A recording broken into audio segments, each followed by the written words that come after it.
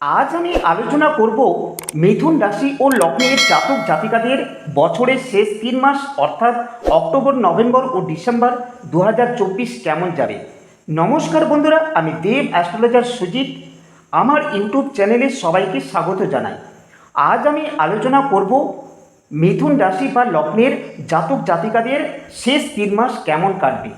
এর পাশাপাশি আলোচনা করব কোন গ্রহ কোথায় অবস্থান এবং কত তারিখে পরিবর্তন করবে। সেই সাথে শুভ ফল পাওয়ার জন্য আপনারা কি মহা উপায় পালন করবেন। তবে মূল আলোচনায় যাওয়ার আগে আপনাদের কাছে আমার অনুরোধ, আমার চ্যানেলটিকে যদি সাবস্ক্রাইব না করে থাকেন তাহলে এখনই সাবস্ক্রাইব করুন এবং অল নোটিফিকেশন ক্লিক করে সঙ্গে থাকুন। আলোচনাটি শোনার আগে ভিডিওটিতে একটি লাইক ও শেয়ার করে দেবেন। যখনই আমি নতুন কোনো ভিডিও আপলোড করব সবার প্রথমে আপনি ভিডিওটি দেখতে পাবেন। আর যদি আপনাদের জীবনে ভাগ্যের কোনো সমস্যা থাকে তাহলে দেরি না করে আমার বুকিং নাম্বারে ফোন করে বুকিং করুন এবং 24 ঘন্টার মধ্যে আপনাদের ভাগ্যফল আমার কাছ থেকে জানতে পারবেন। চলুন তাহলে কথা না বাড়িয়ে আলোচনাটি শুরু করা যাক। চলুন 2024-এর শেষ 3 মাসে নবগ্রহের অবস্থান ঠিক এই রকম থাকবে। আপনার রাশিতে বা লগ্নে মঙ্গল অবস্থান করবে। কন্যা রাশি অর্থাৎ চতুর্থভাবে কেতু, রবি ও বুধ, পঞ্চমভাবে শুক্র অবস্থান করছে। ভাগ্যস্থান অর্থাৎ কুম্ভ রাশিতে শনি, দশম স্থান অর্থাৎ কর্মস্থানে রাহু, বৃহস্পতি বৃষ রাশিতে অর্থাৎ দ্বাদশ স্থানে অবস্থান করবে। 20 অক্টোবর পর্যন্ত মঙ্গল প্রথমভাবে অবস্থান করবে, তারপর কর্কট রাশিতে প্রবেশ করবে। যতক্ষণ পর্যন্ত মঙ্গল প্রথমভাবে অবস্থান করবে ততদিন পর্যন্ত আপনার কথাবার্তার উপর সজাগ থেকে বলতে হবে। তাড়াহুড়ো করে কোনো সিদ্ধান্ত নিতে যাবেন না এবং নিজের রাগকে চেপে রাখবেন, ধৈর্য হারাবেন না। তারপর মঙ্গল যখন কর্কট রাশিতে প্রবেশ করবে সেই সময় আপনার কথাবার্তাকে বেশি করে নিয়ন্ত্রণ রাখতে হবে। সেই সময় তাতে সমস্যা আসতে পারে, পারিবারিক ব্যাপারে তর্ক বিতর্ক হতে পারে, সেই দিকে নজর রাখবেন। ডিসেম্বর পর্যন্ত মঙ্গল কর্কট রাশিতে অবস্থান করবে। প্রথমেই বলবো এই 3 মাসের শরীর স্বাস্থ্য কেমন থাকবে। আপনার রাশির অধিপতি গ্রহ বুধ চতুর্থভাবে অর্থাৎ কন্যা রাশিতে অবস্থান করবে। সেই স্থান যথেষ্ট ভালো থাকছে। নভেম্বর মাসে ষষ্ঠভাবে অবস্থান করবে বুধ এবং 15ই ডিসেম্বর পর্যন্ত এখানেই থাকবে, যার ফলে শরীরে স্কিনের সমস্যা, অ্যালার্জি, চোখের সমস্যা আপনাকে ভোগাবে। এবারে বলবো যারা পড়াশোনা করছে তাদের নিয়ে আলোচনা করব। শুক্র পঞ্চমভাবে অবস্থান করছে, 13ই অক্টোবর পর্যন্ত এখানেই অবস্থান করবে, যার ফলে এই সময় পর্যন্ত পড়াশোনা যথেষ্ট ভালো হবে। যদি কোথাও অ্যাডমিশন হওয়ার থাকে তাহলে এই সময়ের মধ্যে হওয়ার চেষ্টা করবেন। শুক্র যখন বৃশ্চিক রাশি অর্থাৎ ষষ্ঠভাবে প্রবেশ করবে 13ই অক্টোবর থেকে 7ই নভেম্বর পর্যন্ত, এই সময়ের মধ্যে কোনো সিদ্ধান্ত নিতে যাবেন না। ছাত্রছাত্রীদের ব্যাপারে সতর্ক থাকতে হবে। শুক্র যখন কেন্দ্রস্থান এবং 7ই নভেম্বরের পর যখন ধনু রাশিতে প্রবেশ করবে তখন যদি কোনো এক্সাম থাকে তাহলে খুব ভালো এক্সাম হবে। 7ই নভেম্বর থেকে 2রা ডিসেম্বরের মধ্যে শুক্র ধনু রাশিতে থাকবে। এই সময় ছাত্রছাত্রীদের পড়াশোনা ভালো থাকবে, কিন্তু 2রা ডিসেম্বরের পর পড়াশোনার ক্ষেত্রে কোনো সিদ্ধান্ত নেওয়া যাবে না, কারণ শুক্র অষ্টম স্থান অর্থাৎ মকর রাশিতে প্রবেশ করবে। এবারে বলবো এই 3 মাসে প্রেম জীবন কেমন থাকবে। এই প্রেম ভাব বিচার করা হয় পঞ্চম স্থান থেকে, আর পঞ্চমভাবে শুক্র অবস্থান করছে। বিশেষ করে নিজের রাগকে কন্ট্রোলের মধ্যে রাখতে হবে।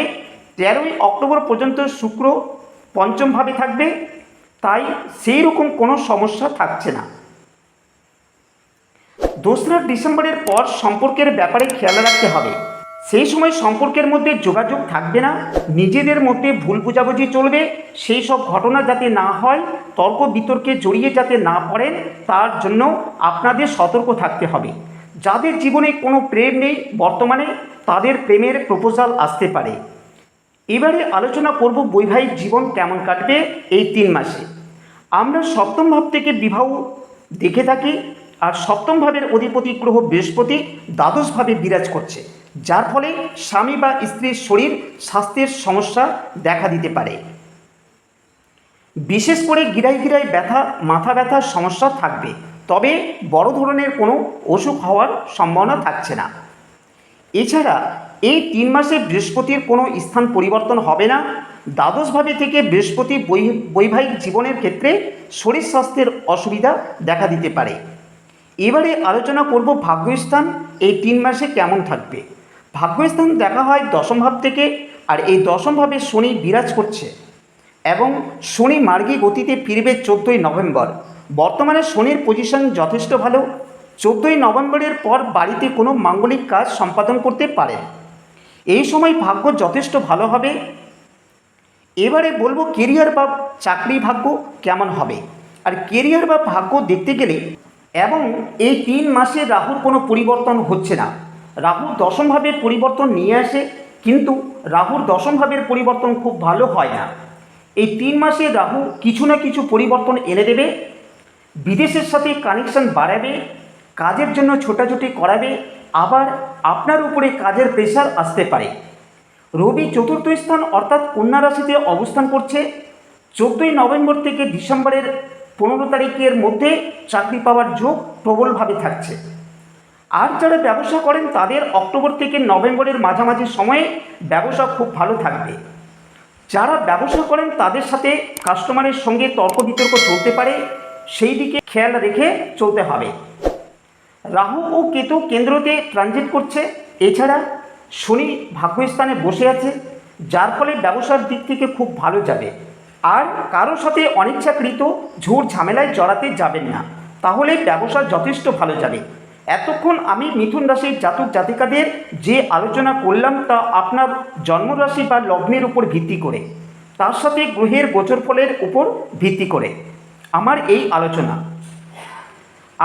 আলোচনা এখানে সমাপ্ত করলাম।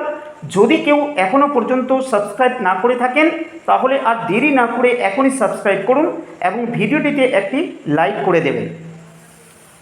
যদি কেউ মনে করেন আমার কাছে ভাগ্য বিচার করাবেন, তাহলে আমার বুকিং নাম্বারে কল করে বুকিং করুন, তবেই আপনাদের ভাগ্যের যে সমস্যাগুলো আছে সেটা জানতে পারবেন।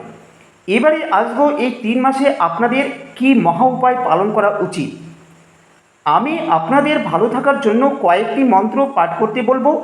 প্রতিদিন আপনারা বুধের বীজ মন্ত্র পাঠ করবেন, ওং ব্রাং ব্রিং ব্রং স বুধায় নমঃ। সেই সাথে গণেশের পুজো করবেন।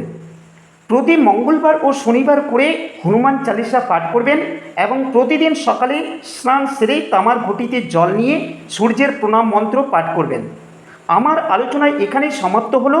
আপনারা ভালো থাকুন, সুস্থ থাকুন এবং নেক্সট ভিডিও ফলো করুন। ভিডিওটি শেষ পর্যন্ত শোনার জন্য অসংখ্য ধন্যবাদ।